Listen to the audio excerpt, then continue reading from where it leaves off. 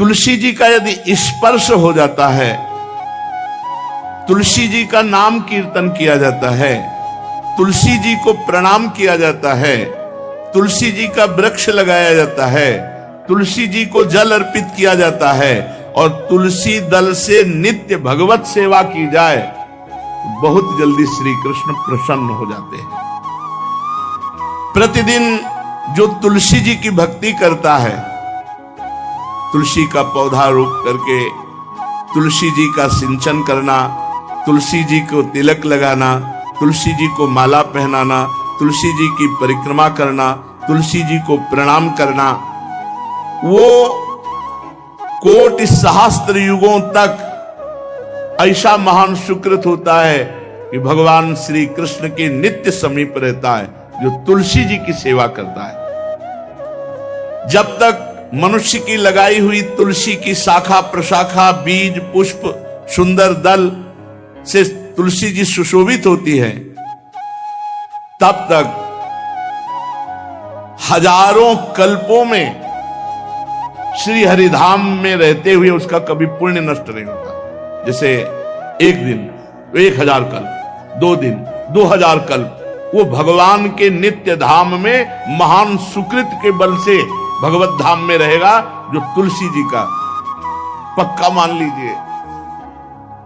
जब स्वयं में से तो तुलसी जी रोपण करके तुलसी जी का एक वन लगाया और रोज नवीन नवीन मंजरी तुलसी दल लेकर प्रभु के चरणों में, कहीं न कहीं तुलसी जी की कृपा हुई।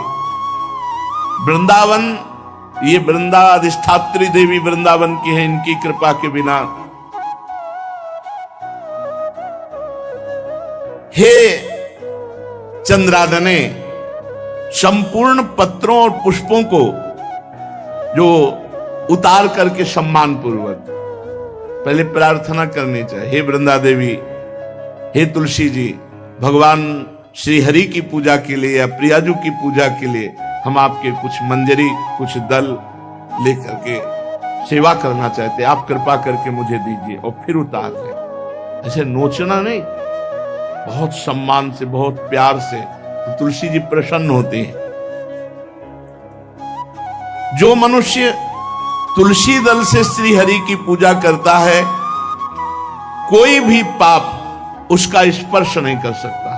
पूर्व में किया हुआ कोई भी पाप उसको दंड नहीं मिलेगा, जो तुलसी जी की आराधना नित्य करता है। अब इतना जल भी ना चढ़ा दे, तुम्हारे पुण्य हो जाए और तुलसी जी अंतर ध्यान, अनुकूल जल, जैसे मान लो गमले पे हैं तो इतना बड़ा तांबे का रोज उससे चढ़ा, अब भर के लोटा चढ़ा दोगे 2-4 दिन में अंतर ध्यान हो जाएंगे तुलसी जी। बहुत विवेक से जरूरत है, मतलब भारी पुण्य होगा।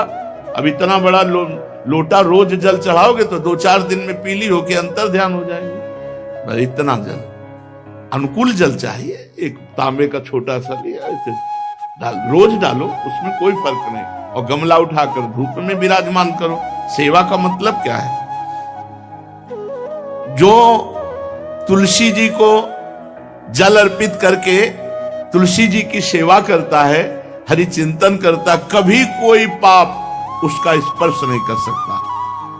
100 भार सोना, 400 भार चांदी,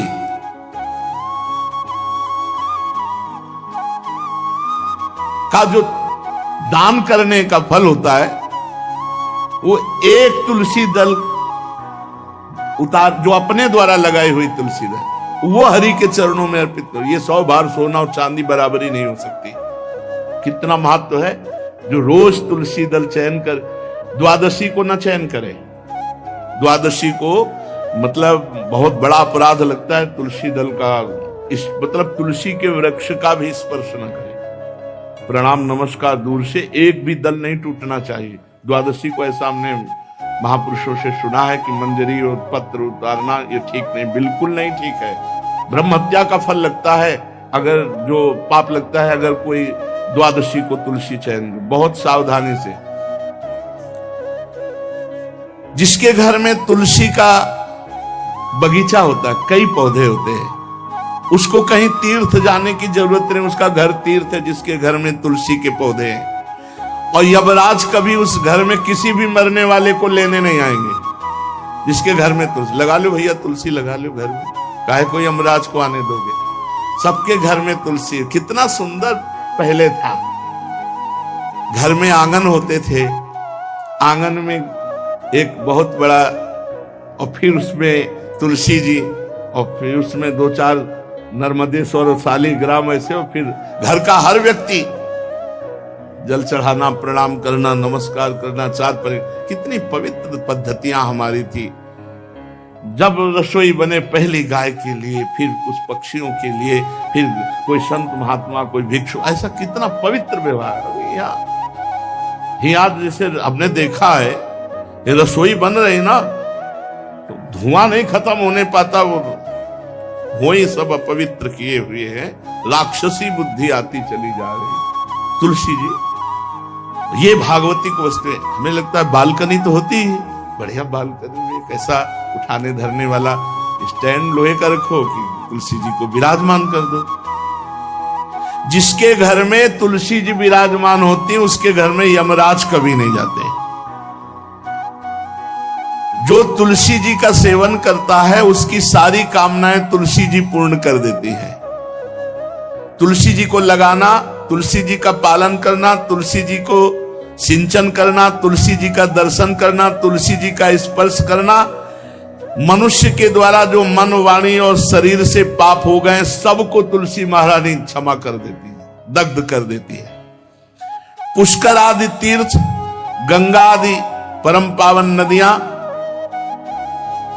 ये सब जो स्नान आदि, अवगाहन आदि करने का फल देते हैं, वो केवल तुलसी जी घर में विराजमान है, उसको फल मिल जाएगा। कितने बढ़िया। जो तुलसी जी की नवीन मंजरी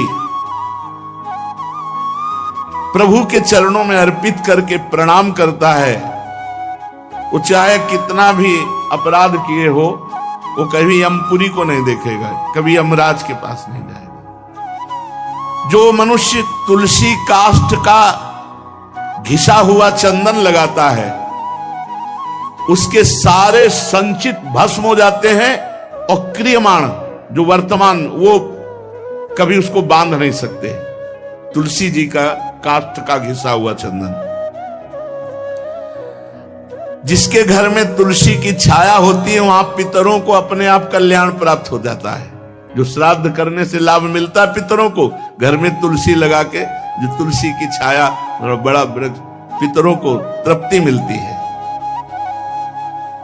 चतुर्भुज ब्रह्मा जी सारंग धनवा श्री हरि के महामहिम स्वरूप की अनुभूति करने के लिए भी कहा है कि तुलसी जी का महान महात्म्य, अगर तुलसी जी का सेवन करे तो भगवान श्री हरि की महिमा को जान जाएगा। स्त्री हो या पुरुष, पुरुष नपुंसक नारीवा जीव चराचर कोय, सर्व भाव भज कपट तज मोहि परम प्रिय सोय। शरीर वर्दी है, हमारी पोशाक है, हम सब एक हैं, आत्मस्वरूप हैं, कुछ अलग नहीं है। शरीर केवल पांच भौतिक है, तो सबका पांच भौतिक है, उसमें चिन्ह है स्त्री पुरुष के, बस। इसके लिए भगवान की आराधना निषेध थोड़ी है। जो स्त्री या पुरुष श्री तुलसी जी के काष्ठ के मन के बना के, जैसे छोटी कंठी या बड़ी माला धारण करता है, श्री कृष्ण उसके बस में हो जाते हैं। यह है तुलसी जी की महिमा। परम सुहाग श्री कृष्ण मिल जाते हैं, और कौन सी भी हमें उपलब्धि चाहिए। हे गोप नंदिनी, तुलसी जी का सेवन करने से श्री कृष्ण वश में हो जाते हैं।